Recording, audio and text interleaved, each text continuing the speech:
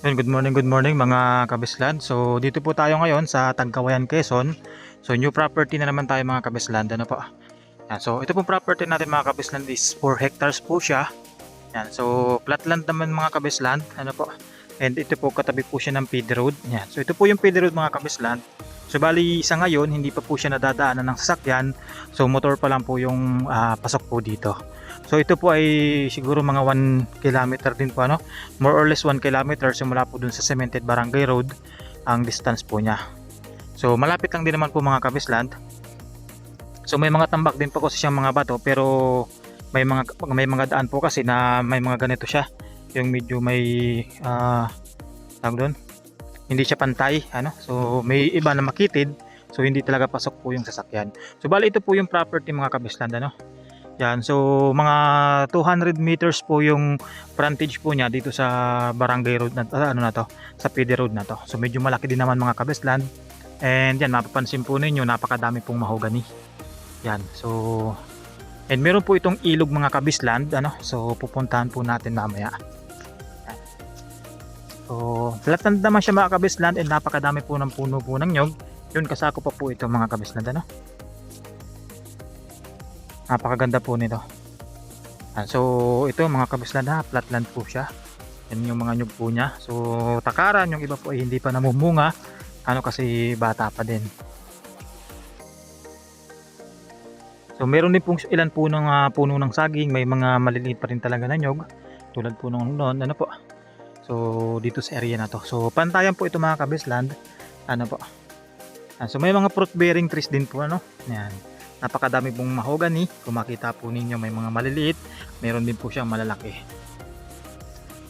So ito po yung ano niya, yung ilog, ano po, dito sa property nito po natin.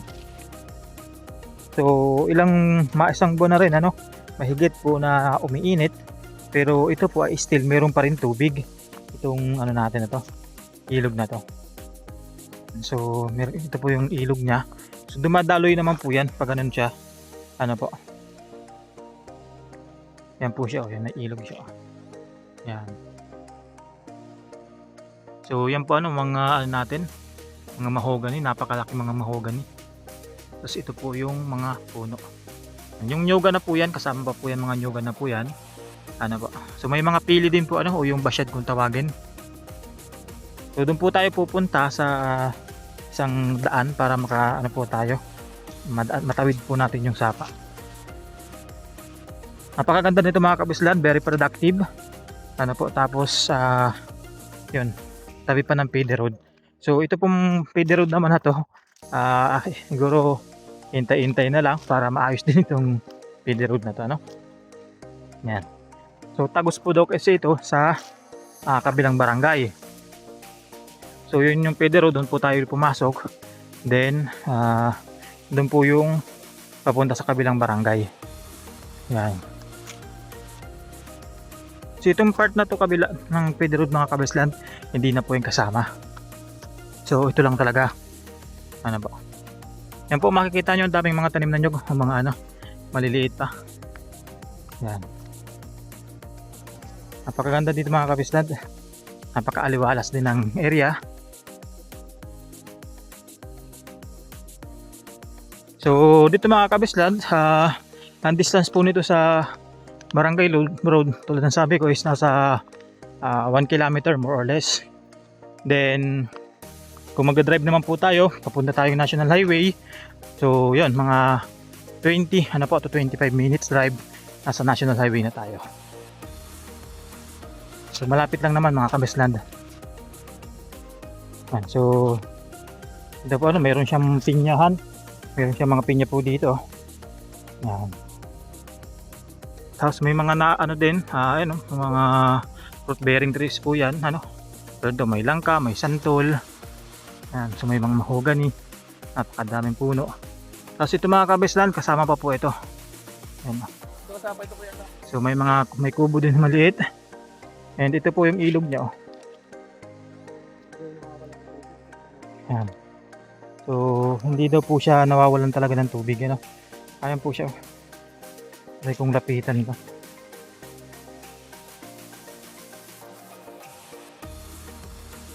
Ayan po siya. So pupuntahan po natin yung kabilang ilog.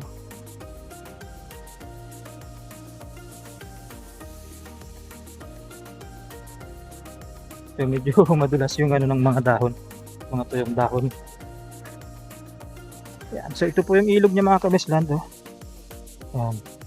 So yun, hindi daw po ito nakakapian ng tubig, Kasi siyempre ilang buwan na rin po sobrang init dito, di na ulan, pero yan, still may tubig pa din. Yan. So pwede sa paghahayupan. Tapos siyempre ito mga kabisland, medyo paangat ito ng konti hanggang dyan, tapos pantayan na naman. Pakitin natin para makita natin ito. Yan. Yan, ang dali lang naman akitin to, okay na. So dito na tayo sa taas. Yan. Yan to mga kabisland, yung property. Yan. Napakaganda, mga takaran po yung nyug, Tapos halos flat lang din siya. Yan. Napakaganda. So medyo matagal-tagal na mapapakinabangan itong mga nyug dito. So mga ilang henerasyon din. Kasi tulad niya, mabababa pa. So yan yung mga namumunga. Tapos may mga mahogany rin talaga siya mga kabisland na maliliit, ganito. Ang dami niya, So pag lumaki yan mga kabisland, yun. Siyempre pera pa din yan, pag pinaputol natin.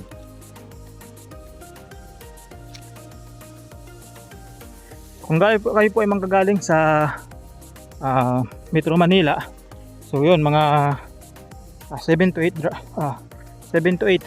hours drive papunta po dito sa property. Pero yung iba po yung mga sanay ng mga buyer namin, mga 6 to 7 lang, makakapunta na po dito sa Tagkawayan, Quezon. Ayan. Ang ganda po nito mga kabislan, punong-puno po siya ng nyug talaga. Ayan. So kung gusto niyo pong makita ito, pwede po tayong mag-meet up sa Tabugon, kung familiar po kayo doon, sa Santa Elena, yung sa crossing ng papuntang Tagkawayan sa kanang Bicol, ng Daet ng Camarines Norte. So doon po tayo pwedeng mag-meet up.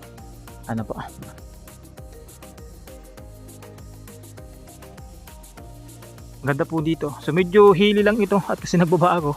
Pero pag nandun po sa taas, yun, parang halos pantayan naman. Ang ganda po niya. May mga niyog din, So hindi pa siya masyadong namumunga mga kabisland, So makita po ninyo, nag-i-start pa lang silang mamunga. So kaya hindi pa rin masyadong kumikita ito, pero mga ilang taon pa. Yan, grabe. Nandun na yan sa pinaka peak. Nasa pinaka peak na yan ng pamumunga. Pag nabili nyo na po yan,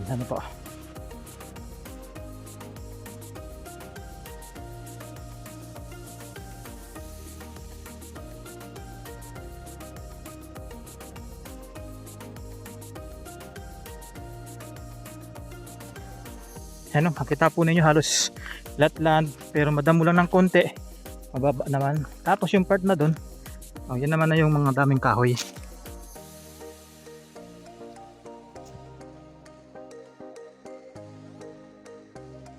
Yan, so ayon po sa mga kasama natin, mga kabisland, ito po ay may estimated na more or less 500 na puno po ng nyog. Ano po, kasama na po yung mga hindi pa namumunga, saka po yung mga namumunga na. So goods na rin naman po yun.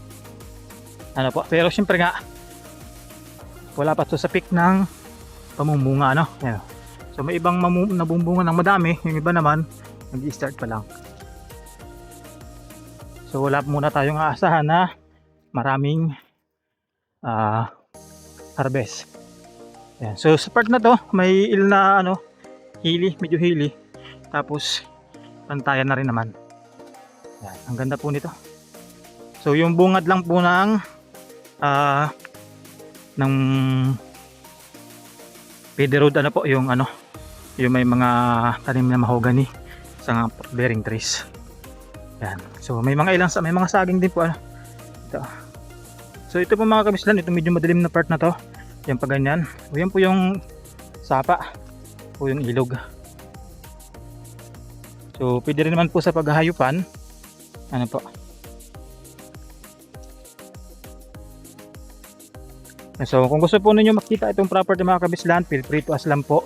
Message lang po kayo sa aking YouTube channel. Direct message po kayo sa aking Facebook account, aking Viber, sa aking WhatsApp, and call text po kayo sa aking cellphone number, ano.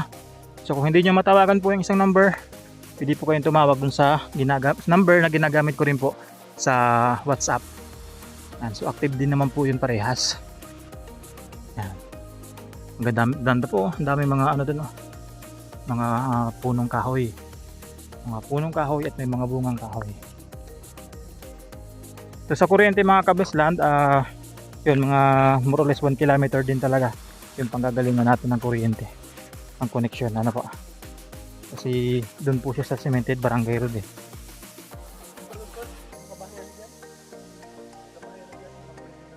Yun, so may mga kabahayan po kasi doon sa dulo, so may mga kuryente rin daw po doon. So, ibig sabihin medyo mas malapit-lapit na yung pinagkukunan po.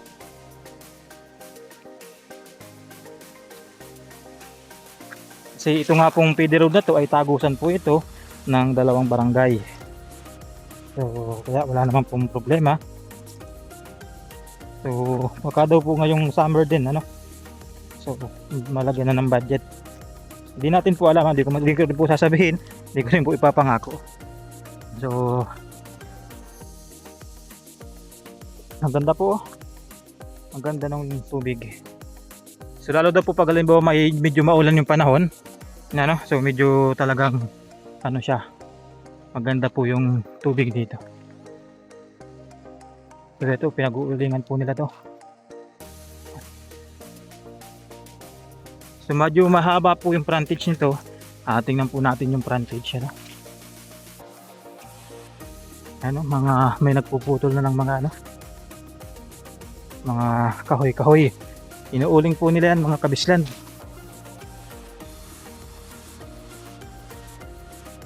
Yan.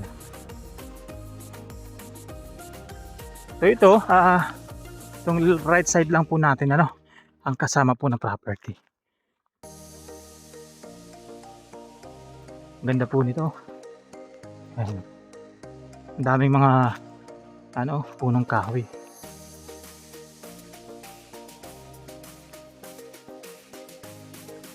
So ito, bagong tanim po yung nyug dito. Ayan po. Ayan po. Ayan po yung part ng property.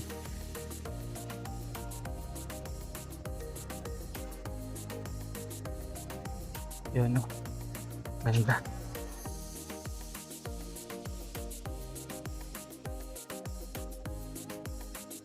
Ayan po, malaki na rin po ng mahogany, oh. Ayan, oh. Lalaki na din. Tapos sa part na ito mga kabislan, mga bagong tanim yung nyug, oh. Yan, oh. Mga bagong tanim po siya.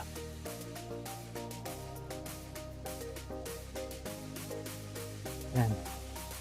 So sama pa po yan sa property mga kabislan, ano. Yan.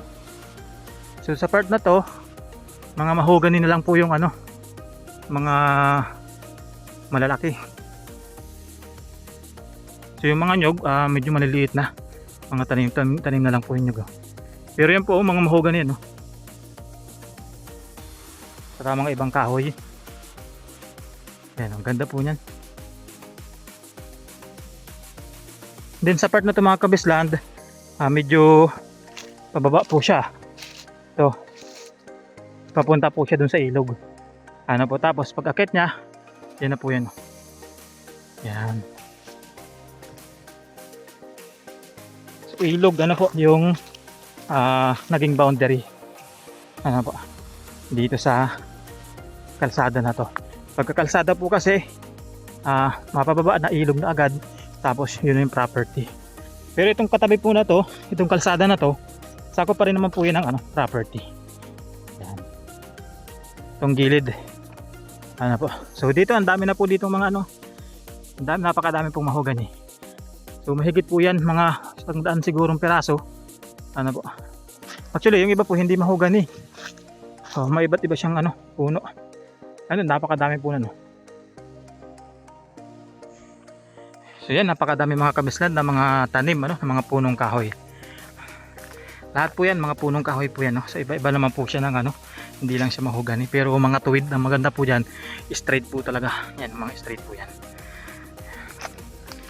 So ang pinaka nakikita ko lang po dito na sa ngayon, ay problema yung kalsada, yung daan. Kasi pang motor lang po talaga ngayon, yun nakakapasok. Yan, so schedule lang po tayo mga kabisland ng tripping. Kung gusto nyo po ito makita itong property natin. Yan, so kung meron pa naman po akong mga importanteng informations, na hindi ko nasabi, gusto nyong malaman, feel free to ask lang mga kabisland. Yan, so para makita nyo, masagot ko po yung mga inquiries po ninyo. And kung gusto nyo makita, edi schedule po natin ng tripping. Yan, so hanggang dito lang tayo mga kabisland. Ingat po palagi and God bless po sa lahat.